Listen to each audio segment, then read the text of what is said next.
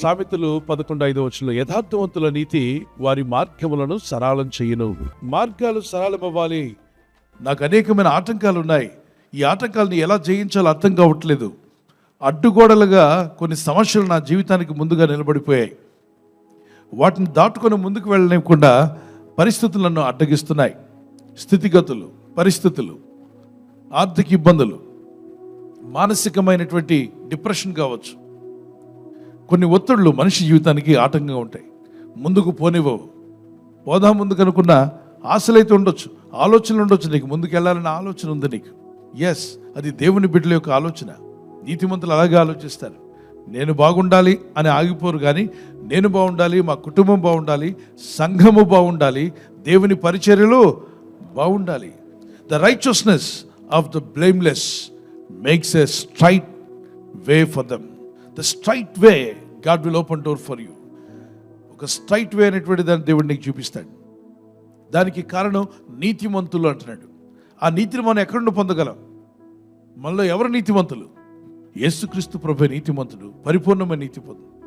ఆ పరిపూర్ణమైన నీతిమంతుడు మనం నమ్మి ప్రార్థించి ఆశ్రయించినప్పుడు ఆయన చిందించిన పరిశుద్ధ రక్తంలో నీ ఆత్మ, శరీరం, మనస్సు కడగబడుతుంది. అందుకే యేసునందు విశ్వాసం ఉంచమంటారు.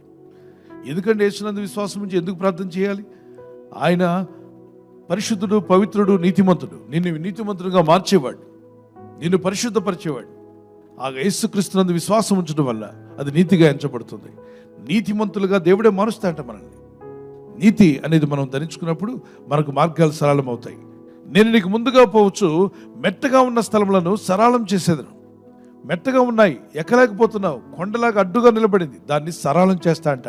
ఆ ఎత్తు ప్రాంతం అంతా కూడా క్లీన్గా నువ్వు నడవడానికి వీలయ్యేలాగా, ఈజీగా నువ్వు ముందుకు వెళ్ళే విధంగా ఆ మెట్టగా అడ్డుగా ఉన్న కొండలను, ఆ భారమైనటువంటి ఇబ్బందులు, ఆ సమస్యలు ఏదైతే ఉన్నాయో, కొండ వంటి సమస్యలు నీలో నుండి దేవుడు తొలగిస్తా అంటున్నాడు. God can make a way where there is no వే.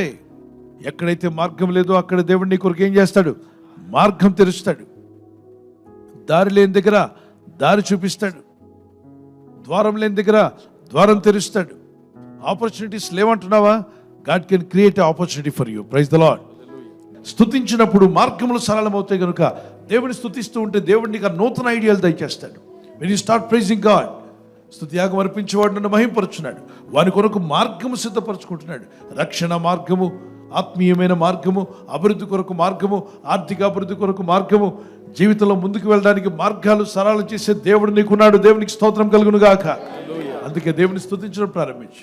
ప్రతి సమయమందు నీ స్తుతి నా నోట ఉండాలి అని ఆశపడండి. దావీదు మహారాజు దినమునకు ఎన్ని మార్లు స్తుతించాడంటే 7 మార్లు. దావీదు అంటాడు, దినమునకు 7 మార్లు నా దేవుని స్తుతించేదని అన్నాడు. అంటే టైం పెట్టుకుని మరీ స్తుతించాడు. ఈరోజు పిల్లరా, దేవుని స్తుతించే మనసు కలిగి జీవిద్దాం, దేవుని గణపరుద్దాం. ప్రభు కృప మీకు తోడే ఉండు గాక.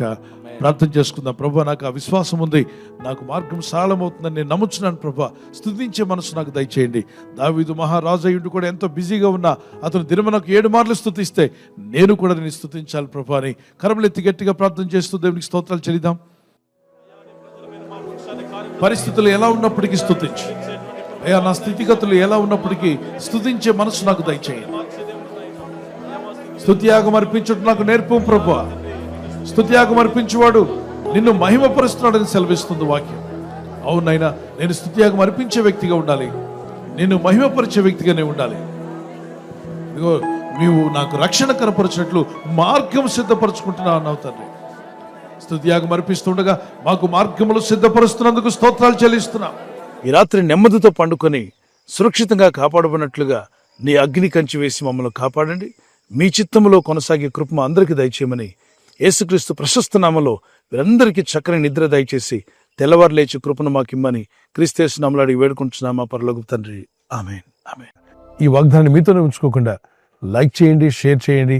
అనేకులు ఈ యొక్క ఛానల్ సబ్స్క్రైబ్ చేసుకోమని తెలియపరచండి. సబ్స్క్రైబ్ చేయని వారు కూడా సబ్స్క్రైబ్ చేయండి. Good night. God bless you. ఈ ఛానల్ను మీరు సబ్స్క్రైబ్ చేసుకొనుట వలన 2 పనులు జరుగుతున్నాయి.